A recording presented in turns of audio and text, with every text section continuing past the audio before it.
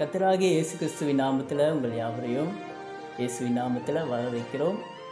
இந்த நாளில் கர்த்தருடைய வசனத்தை இந்த 2025 நம்ம பார்க்க போகிறோம். இன்னும் ஆழமாக பரிசுத்த ஆவியான துணையோடு நம்ம பார்க்க போகிறோம். கர்த்தர் என்ன இந்த வேத வசனத்தில் நம்மகிட்ட பேச போகிறாருன்னு நம்ம பார்க்க போகிறோம்.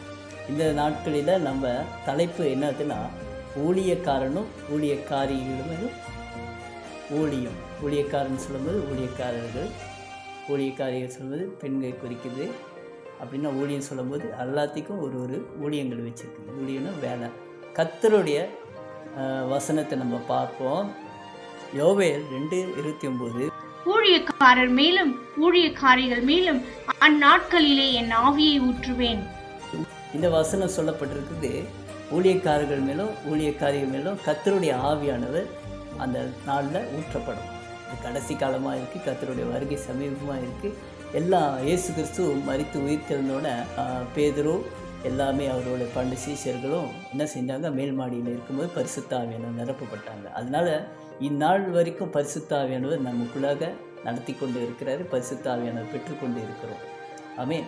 அதனால் கர்த்தருடைய ஆவியானவர் நமக்குள்ளே வரப்போகிறாரு. அந்த ஆவியானவர் நம்ம நினச்சிக்கிட்டு இருக்கோம் தீர்க்க தரிசனம் உரைக்கிறதும் பிசாசை துரத்துறதும் அற்புதம் அடையாளங்களை செய்கிறதும் நினச்சிட்ருக்கோம். இது ஒரு பகுதியாக இருக்குது ஆவியானவர். இதுதான் நம்ம கிறிஸ்துவ பகுதியில் ரொம்ப முக்கியத்துவம் கொடுக்குறோம்.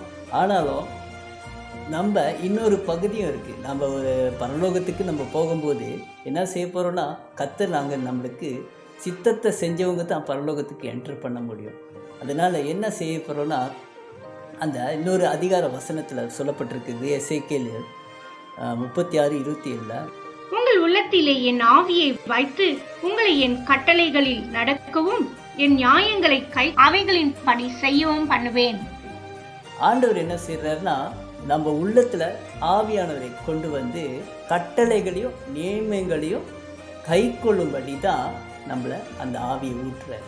இன்றைக்கி நம்மக்குள்ள என்ன நம்ம பார்க்க போகிறோம்னா, கர்த்தருடைய வசனத்தை கட்டளைகளையும் நியாயங்களையும் கை கொள்ளுறதுக்கு நம்ம பார்க்க போகிறோம். வருகிற காலத்தில் நம்ம அது குறித்து தான் தியானிக்க போகிறோம். கர்த்தருடைய சித்தமான வருகை தாமதித்தால் அந்த வருகிற காரியங்களெல்லாம் பார்ப்போம். God bless you. ஆமென்.